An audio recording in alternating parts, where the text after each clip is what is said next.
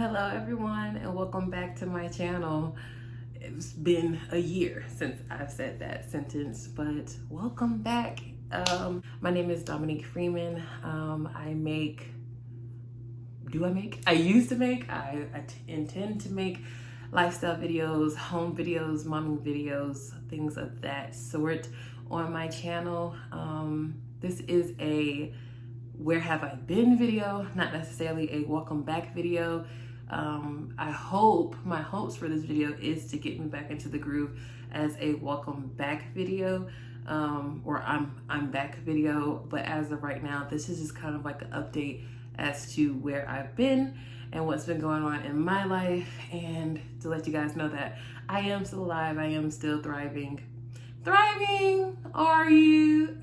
Probably not. If you guys are curious to know what's been going on in my life and get a little update and stuff, then you already know what to do. Just continue to watch and let's get on with this video. I guess we'll start with the last YouTube video that I posted that a lot of you have watched. It had a lot of views. And the very last YouTube video that I posted on my channel about September of last year, it was that we were adopting a baby girl. And we had found out that that baby, was a girl, and we were really, I won't say really close with birth mom, but we were establishing that relationship with birth mom, and it was a very stressful adoption situation. And it was our very first adoption situation, and this was not like mentored through an adoption service. It was not like, or like DHS, like foster care. It was like a private adoption through just knowing birth mom and her needing to place her baby and us willing to accept her baby type situation. I don't know if you know, but as you can tell, we ended up not being placed with that baby. Birth mom changed her mind at the very last minute, which was the really hurtful thing, is because when mom gave birth, when it was time, like nearing the end of her birth, she pulled away from me. She stopped wanting to talk to me. And then I no longer got updates of the baby. I would get videos of the baby kicking and all this stuff. And like, we would just talk, not all the time, but we would talk enough. And she started pulling away from me when I felt like she knew she was nearing the end of her pregnancy. And when it was time for the baby to be born, when she went into labor, the hospital asked, they ran it down to her, like, hey, this baby will be properly in state. It will go into, foster care or whatever with the other siblings. Do you have placement in line for this baby? Like, do you have, this was the time for her to say, like, I have an adoption plan. Dominique is gonna adopt, blah, blah, blah. Like, here's our adoption plan. Here's the lawyers. Here's the everything. Like, I have a plan for my baby. And she said, no. She said no. She just, after everything, she just said no. And she just let the baby go into the care of the state, and that was it. Like, pretty much that day the baby was born, or like 2 days later, because they let her stay in the hospital with the baby. So pretty much after the baby was born, that was it. She said no, she didn't have a placement for the baby or anything. And of course, I'm doing my footwork. I'm calling the hospital. I'm like, yeah, we have this. I have my lawyers. I have my lawyers calling. I have all this stuff set up. It was just so much. It was so much. And then I'm states away. I'm in Oklahoma. She's in this state. So it was just like states away. And then so I got on a plane. Like, my wife and I were like, no, we're not going to just let this baby go to the wind. So I got on a plane and I went to that state, and I was like, I'm going to fight for my daughter, which I thought at the time, she was my daughter. So I was like, any mother would fight for the kid. So I was like, I'm going to go. I went to court for this baby, and court was horrible. They treated me like I was a piece of shit in the street. I had no blood ties to this little girl, or to birth mom, so I didn't matter. And the state kind of like swept this baby under the rug and was like, she has other siblings in the system, she'll go with those siblings, you don't matter, you're done. And that was it. That was right before Christmas, guys. Hold on. Y'all, I had like zero intentions of crying in this whole damn video. We're not gonna do that. We're not gonna do that. So rightfully so, that was right before Christmas. So of course that was devastating to my wife and I, to our family, to what our family was supposed to look like for that Christmas. It was just devastating. I don't want to go into details like how, but it was devastating. And I guess I wasn't coping. I don't know. It was just devastating, guys. You guys, I don't know what I'm saying. Like, I guess it was so heavy, and it impacted me so much because I was involved with the pregnancy since birth mom was 4 months pregnant. So initially her entire pregnancy, like, you know, the week she turned 4 months pregnant, we were giving money, we were investing in her eating, we were investing in her groceries, we were investing in her getting around, we were doing all these things, the lawyers. It wasn't just the money, but it was just like the attachments that I had to the baby, and just for it to just be gone, devastating. Got it. You get it. So that happened, and then obviously the holidays happened, and then it wasn't until, and then January, I had my very first panic attack. I've never experienced a panic attack, and this panic attack that I had in January felt like I was going to die, like absolutely just die. And from that panic attack in January, I learned, I started therapy, and I learned that from my therapist that I was dealing with a number of, how does she put it? Like a number of losses, like I was grieving a lot. So,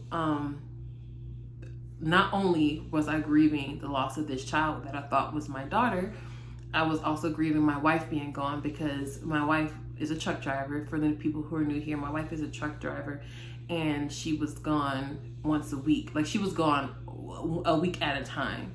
And then now, last year, September last year, she bought her own 18-wheeler tractor trailer, and now she's gone pretty much essentially all month. She's only home about 4 days, scattered throughout the month, collectively 4 days out the month.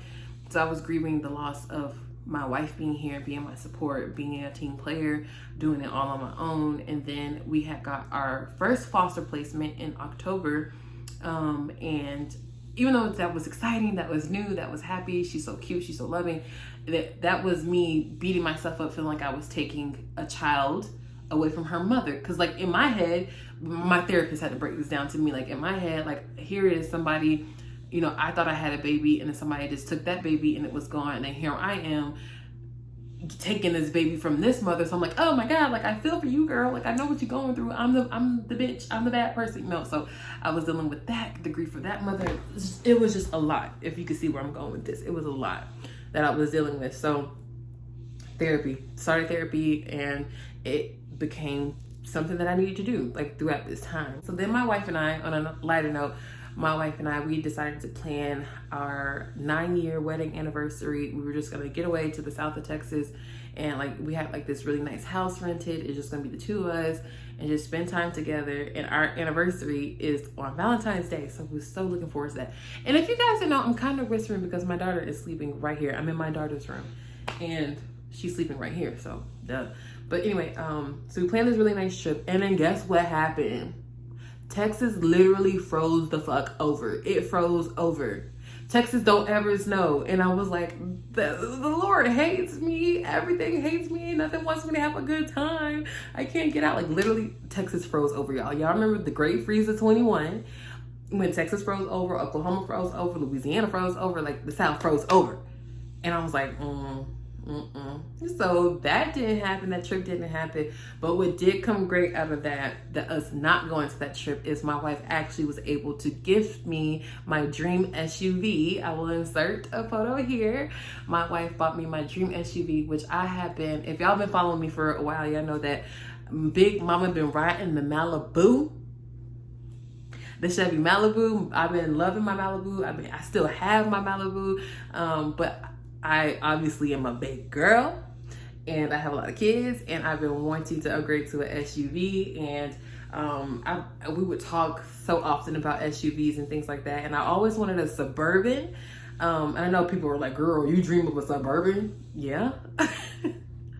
I know y'all probably out here thinking of like G-Wagons and this and that. No, I'm practical. I wanted a Suburban. And then so my wife actually bought me a GMC Yukon XL. So excited. So it's like the upgrade of Chevy. It's so nice. It's not like short like the Yukon itself. Like a Yukon is comparable to the Chevy Tahoe. as my XL has the extended trunk, so it's comparable to the Chevy Suburban. I got the upgraded version of the Suburban, bitch. So I just think like my best friend's gonna be watching that like, you finally got your bus, bitch. Driving that bus.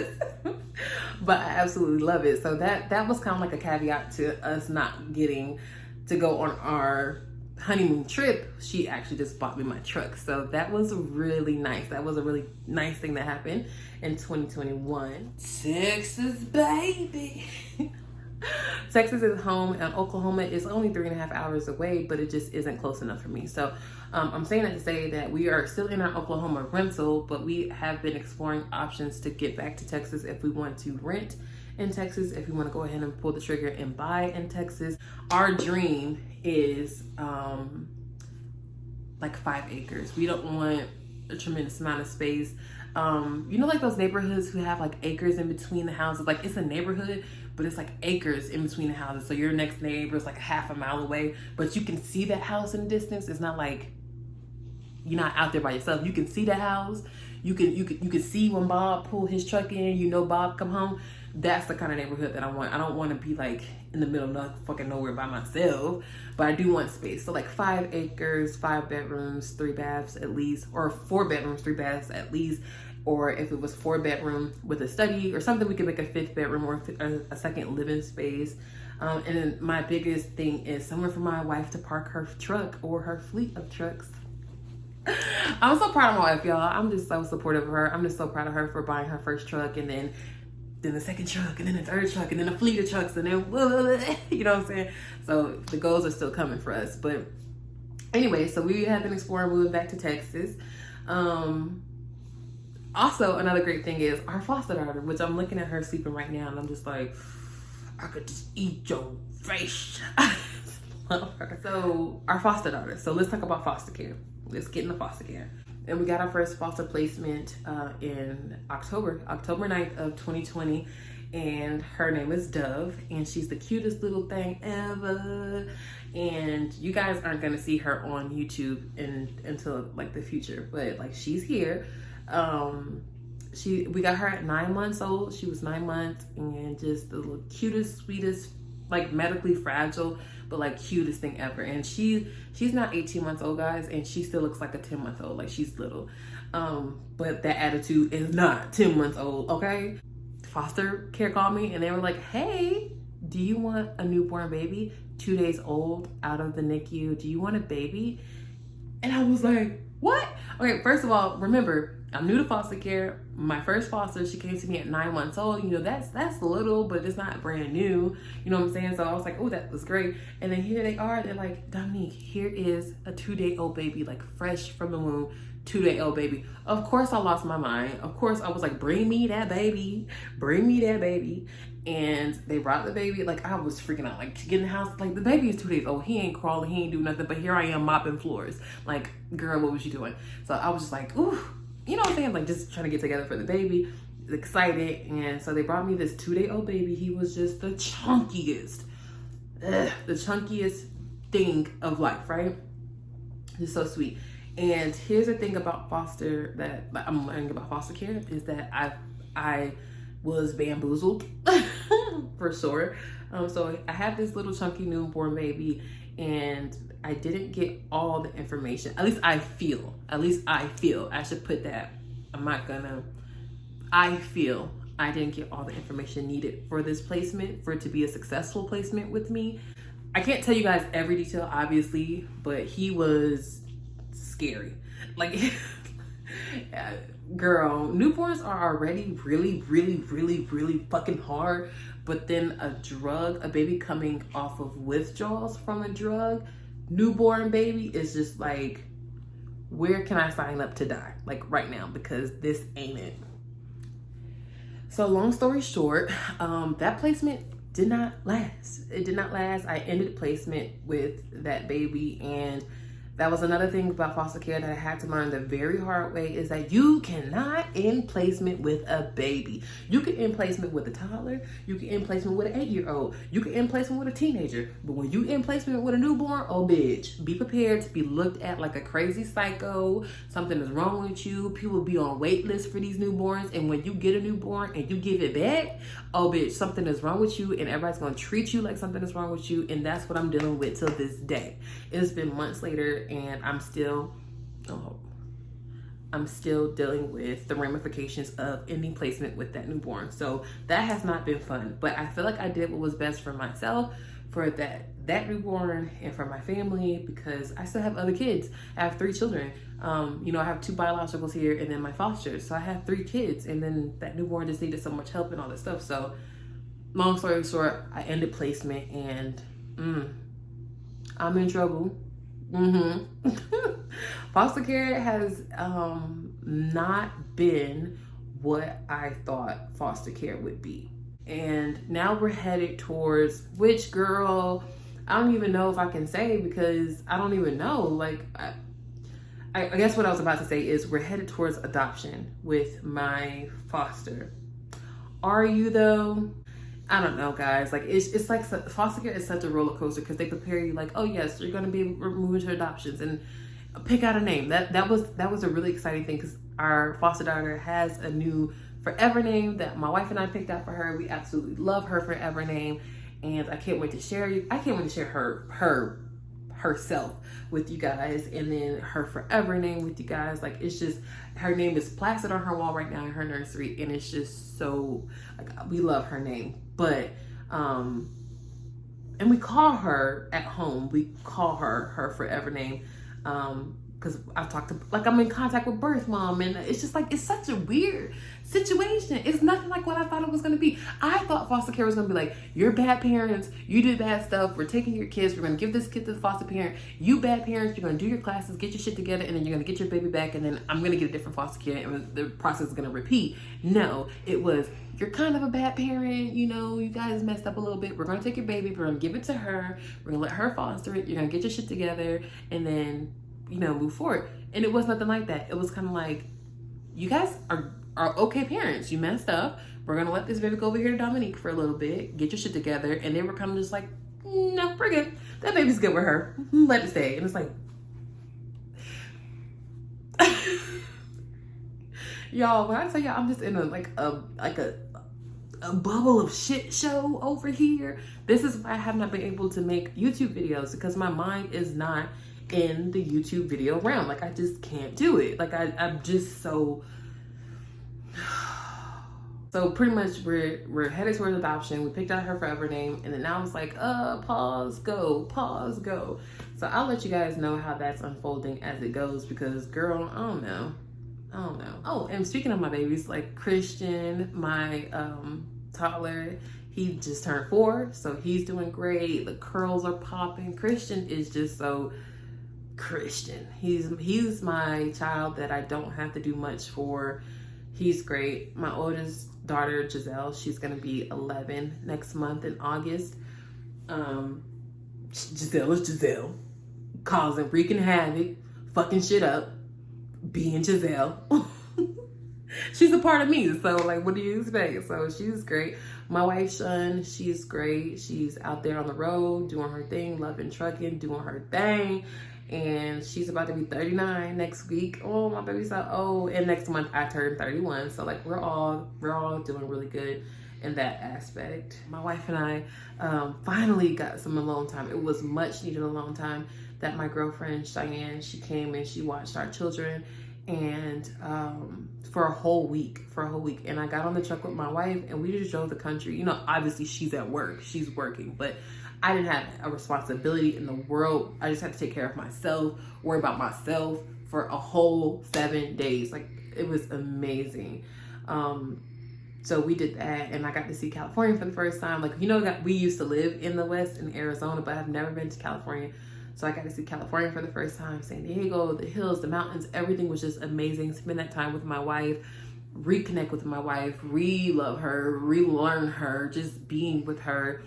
that was so much needed. And now I'm like, okay, monthly, we need to make this a thing. Not necessarily going away for a week, but like my wife and I, what we learned about our marriage is we need more than just a date night, more than just dinner and a movie. We need like real connection time, because she's gone so much and I have to handle the home front so much on my own. We don't just need dinner and a movie. We need real connection time. So we're going to make that like a monthly thing, where if it is going away for 2 days, we need that to sustain our marriage. And our marriage comes before these kids. Like, it just does. That is what our marriage looks like. Like, our household looks like. My marriage to my wife comes before my kids. So be mad at that if you want to. I don't care. Also, one thing I wanted to mention is luxuries in life. I've decided to put certain luxuries in life, make them a priority. And what I mean by that is I've hired a nanny. We have, well, is she a nanny? No, you just want to be extra. She's a babysitter. So we have a babysitter that comes here, who comes here once a week and watch our kids. We've hired a housekeeper who comes here once a month and does a deep clean of our entire house. I just want to do for myself. I want to get my hair done. I want to get a facial. I want to get my nails done.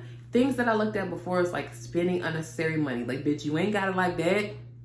No. Don't you need to be saving for the rainy day? Yes. But then also I'm just like, I decided to put these luxuries ahead of other things in my life, because I feel like I'm done with the business of overworking myself to the bone and me not being the best I could be for my children, for my marriage, for my wife, for anything, for myself.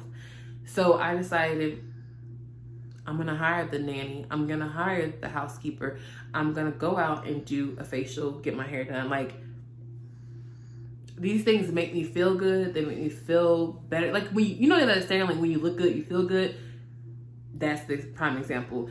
And it's like, I don't have to worry about deep cleaning my house. Like, the housekeeper has that. I don't have to worry about if my kids, need some time away from me. My nanny has that. And I'm not saying these things like bragging or anything like that. I'm not saying like you need to do that. It is what works for me and my household and for my family. And it's just something that I didn't know that I needed. I did not know I needed it until I did it. And I was like, this is self-care. This is a form of self-care for myself. Like, I don't have to handle it all. I thought I had to handle it all, but I don't. Y'all, I've been talking this whole time. I ain't even drank the little coffee I made. Okay, so to wrap this all up, so that's where I've been, y'all. I've been here, sitting here. I've been here just trying to figure out life. I'm going through life. I don't want to call it a rough patch. I don't want to put that negativity on it. I'm just going through life. I'm trying to figure it out. I'm trying to be a mom, a foster mom, a wife. I'm trying to hold the house, hold the home front down in a place that I don't feel like I belong. I don't feel like I fit in here in Oklahoma. I miss my home, not like a physical house, but I miss like my home of Texas. I fit in Texas. Me being a 30-year-old Black lesbian, I fit in Texas. I don't fit in Oklahoma with all these Republican white people who staring at me because I got my love is love gay pride flag in my yard. I don't fit in. I don't fit in. So I miss that. But I've just been here and I'm just trying to figure out life, and it's just been a lot. And it's not that YouTube, like, you guys don't matter, because we've built my channel. I know it's not the biggest channel, y'all. I get that. But we built this one subscriber at a time, one view at a time. And YouTube really does mean a lot to me. I just am struggling to find that balance of how to get back on here and show you guys the happy clips of my life when I don't know if I'm actually there. Make sense? So whenever I feel like I'm in that place where like, okay, bitch, you happy and you are, I don't have to fake it. I don't want to fake it. I don't want to lie to y'all. I don't want to like, I know they're like, oh, YouTube and social media is just like a happy clip of your life. I don't want that. You know what I mean? Like, I don't want that. So when I feel like I'm in a better place, I will make more content. I will get back on here. I would be more present on YouTube. I will do things for YouTube. Right now, I'm not there. So yeah, that's just it. That's where I've been. That's been what's going on in my life. This is real life over here. And now I'm gonna go make me some lunch. I'm starving. So yeah, that is what's been happening. Thank you guys so much. This video probably will get like 2 views because y'all probably already done with me. But if you're not done with me, I want to say thank you for sticking around. Thank you for watching this video. Thank you for staying subscribed to my channel, because ironically, I didn't lose any subscribers. I gained subscribers with not being on YouTube. So are y'all trying to tell me y'all don't really like me for it? I don't know. But thank you for sticking around. Thank you. And hopefully I can get it together where I am able to make great content for this channel again. So fingers crossed, prayers up, and we will get there. So with that, my loves, that is the end of this video, and I'll see you in hopefully my very next one. Bye. Mwah.